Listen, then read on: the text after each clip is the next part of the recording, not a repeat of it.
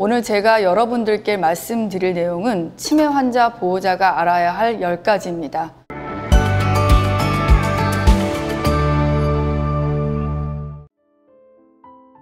안녕하십니까. 저는 대한치매학회에서 무임소 의사를 맡고 있는 이화여자대학교 이대 서울병원 신경과 정장입니다. 우선 첫 번째는 치매에 대해서 잘 알고 계셔야 됩니다. 우리나라는 OECD 30개국 국가 중에서 2030년이 되면 가장 오래 사는 민족이 됐습니다. 따라서 어쩔 수 없이 치매 환자가 늘 수밖에 없는 것이지요. 65세 이상 10명 중 1명이 치매가 생기고 치매는 누구에게나 올 수 있습니다. 중요한 것은 치매는 굉장히 다양한 원인 질환에 의해 발생한다는 것입니다. 물론 알츠하이머병이 75%로 가장 많은 원인을 차지하고 있는데요. 중요한 것은 이렇게 치매가 생기고 난 다음에 결국 치매의 악화 원인도 굉장히 다양한 원인에 의해 생긴다는 것입니다. 치매는 완치되는 병은 아니지만 현재 개발되어 있는 아세틸콜린 분해 요소 억제제를 적절하게 사용했을 경우 진행 속도를 6개월에서 2년 정도 늦출 수 있는 치료가 가능한 병입니다. 따라서 저희가 치료의 목표는 정상 수준을 회복하는 것이 아니라 최적의 수준으로 개선하기 위한 것이고, 비정상적인 기능을 최대한 정상으로 다양한 문제의 원인을 치료하는 것을 목표로 하고 있습니다. 치료는 결국 칵테일 치료인데요. 아세틸콜린 분해 요소 억제제를 전체 요리로 사용하면서 그와 동시에 혈관 위험인자로서 고혈압 당뇨를 조절하고 비타민을 보충하고 필수 미네랄을 조절하면서 적절한 지방 성분이라든지 단백질을 유지하는 것이 가장 중요합니다. 치매는 또한 조기에 발견해서 지속적으로 치료해야지만 병의 경과를 약 30% 정도 지연시킬 수 있습니다. 효과적인 치매 약물 치료 방법은 첫 번째는 가능한 약을 꼭 챙겨주시는 거고요. 약은 식후 바로 드시고 용법도 간단하게 드시는 게 중요합니다. 만약에 여러 약을 여러 과에서 한꺼번에 받았을 경우에는 가능한 한 봉지 안에 같이 포장하는 것도 방법이고요. 독거 어르신일 경우에는 보호자가 방문하는 날짜에 맞춰 드리는 게 좋습니다. 또한 방문했을 때마다 잘 드셨는지 남아있는 약의 개수를 확인하는 것도 중요합니다. 세 번째는 인지훈련의 중요성입니다. 인지훈련은요, 우리가 몸의 근력을 단련시키듯이 두뇌 또한 인지활동을 통해 증진시킬 수 있습니다. 인지훈련을 통해서 뇌신경도 해부학적으로 변화된다는 것이 입증이 되었고, 이러한 인지훈련에는 인지치료, 인지재활, 인지자극이 포함되어 있습니다. 네 번째는 운동 영향의 중요성인데요. 운동은 치매 예방과 악화 방지에 큰 도움이 되는데 적어도 150분 이상 중등도의 유산소 운동을 꾸준하게 하셔야 되고, 만약에 격렬한 유산소 운동을 하게 된다면 75분 이상 필요합니다. 어떠한 운동을 해야 하느냐면 유산소 운동으로 빠르게 걷기 등이 있고, 근력 강화 운동으로 앉았다 일어나기, 계단 오르기 등을 시행해 볼 수 있고, 균형 증진 훈련으로 발가락이나 발꿈치로 걷기, 한 발로 서보기, 의자에서 손으로 잡지 않고 일어나기 등을 시행해 볼 수 있습니다. 또한 잘 드시는 게 중요한데요. 매일 200g 이상의 단백질 섭취가 필요하고, 야생 견과류, 다양한 색의 야채, 생선, 견과류, 과일, 또한 올리브오일이라든지 들기름과 같은 식물성 유지방을 꼭 섭취하셔야 합니다. 이상행동 대처인데요. 보호자분들이 굉장히 고통스러워하는 이상행동으로는 무의지, 우울, 불안, 초조, 망상, 환시, 공격성 등이 있습니다. 이러한 이상행동에 대해서는 환자마다 개별적으로 접근하는 것이 매우 중요하고요. 비약물적인 접근을 우선으로 적용을 한 다음에 안 될 경우 그 상황에 맞춰서 약물적인 치료를 하는 것이 중요합니다.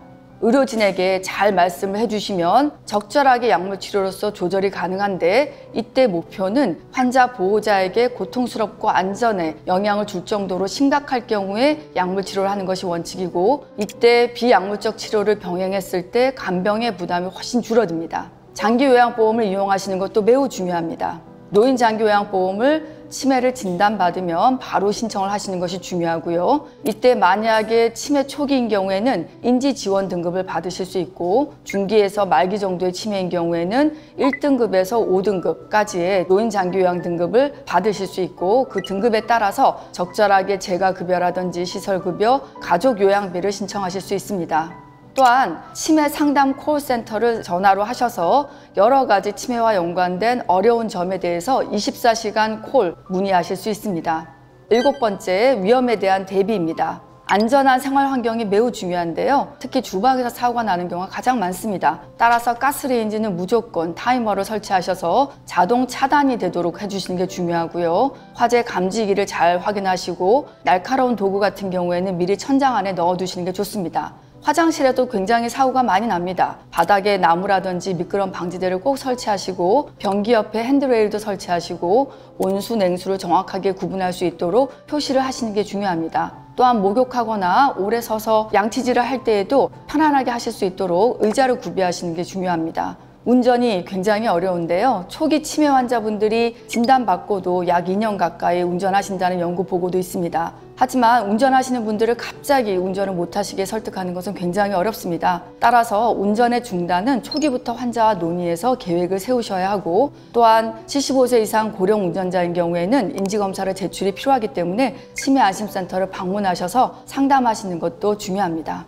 배회하거나 길을 헤맬 때가 종종 발생합니다. 중기가 넘어가면 대부분의 어르신들이 길을 잃게 되신다라고 생각하셔야 됩니다. 길을 잃었을 때를 대비해서 배회 가능 어르신에게 인식표를 발급할 수가 있고, GPS로서 시계라든지 신발 깔창을 이용해서 잃어버리셨을 때 쉽게 찾을 수 있는 방법들이 있고, 이러한 것을 위해서 미리 치매안심센터나 경찰서를 가셔서 사전 등록제를 이용하시는 것이 필요합니다. 현재 약 40%의 어르신들이 혼자 사시는 것으로 되어 있는데요. 안전상의 문제가 있다고 판단될 경우에는 꼭 집에 CCTV를 설치하시는 것이 필요한데, 이때 초기 치매 환자나 경동지 장애인 경우에는 환자의 동의가 꼭 필요합니다. 동의를 하셨을 경우에는 간단한 인터넷 설치를 통해서 스마트폰이나 PC로 확인이 가능할 수 있게 됩니다. 또한 여러 가지 응급 상황이 생길 수가 있습니다. 38도 넘는 고열이라든지 구토, 설사라든지 갑자기 의식을 잃고 쓰러지는 경련 증상을 보인다든지 환시, 환각 증상이 보일 경우에는 응급 상황이라고 생각하시고 바로 주치의와 상담을 하시거나 응급실을 내원하시는 게 필요할 수 있습니다. 미래에 대한 대비입니다. 결국은 환자분들은 계속 나빠집니다. 중요한 것은 환자를 돌보시는 어르신들인 경우나 또한 주된 보호자분들이 계시는 경우가 많습니다. 첫 진단 시부터 주변 가족분들에게 꼭 알려주셔서 변화 사항에 대해서 지속적으로 소통하셔야 되고, 특히 노인 부부 어르신인 경우에는 변화가 있을 때 자식들에게 전화하셔서 환자분의 상태를 꼭 얘기해 주셔야 됩니다. 결국은 말기 치매로 가게 되면 주 보호자가 환자를 돌볼 수 없을 때가 옵니다. 중증 치매 산정 특례에 대해서도 주치의와 상의하셔서 결정하셔야 됩니다. 만약에 의사결정 능력 저하로 어려움이 있는 경우에는 후견을 지원받으실 수 있는데요. 이를 통해서 재산관리라든지 법률 행위, 의료사회복지 서비스를 이용할 수 있기 때문에 미리 변호사를 통해서 상담하시는 게 필요합니다. 또한 제일 중요한 내용이 사전 연명 의료 의향서입니다. 왜냐하면 중기나 말기로 넘어갈 경우에는 본인의 의사 판단이 불가능하다고 결정되기 때문에 이러한 사전 연명 의료 의향서를 작성하실 수 없기 때문에 초기에 진단 받을 때 담당 주치의 선생님과 상의하셔서 작성하시는 것이 필요합니다. 치매 환자와 함께 생활하기입니다. 환자분과 잘 살기 위해서는 효과적인 의사소통 방법이 필요합니다. 제일 중요한 것은 환자에게 맞추는 것이 중요합니다. 환자가 이해할 수 있도록 짧고 간결한 문장을 사용하고 한 번에 하나씩 천천히 물어봐야 되고, 여러 가지를 선택해야 되는 질문은 피하셔야 되며 환자가 적절하게 반응할 수 있도록 기다려 주셔야 됩니다. 또한 환자의 눈높이에 맞춰서 비언어적인 의사소통에 더 잘 반응하기 때문에 미소와 몸짓을 통한 의사소통을 시도하는 것이 꼭 필요하겠습니다. 돌봄 요령으로는 규칙적인 생활을 하는 것이 매우 중요한데요. 간단한 집안일을 하실 수 있도록 해주시는 게 중요합니다. 가능하다면 활동적인 놀이로서 공놀이, 콩주머니 만들기와 같은 여러 가지 놀이 방법을 개발해 내셔서 같이 하는 것이 좋습니다. 마지막으로 제일 중요한 사항입니다. 보호자들이 먼저 환자를 돌보느라 스스로 돌보지 못하는 경우가 많이 있습니다. 따라서 스스로 돌볼 수 있도록 하셔야 합니다.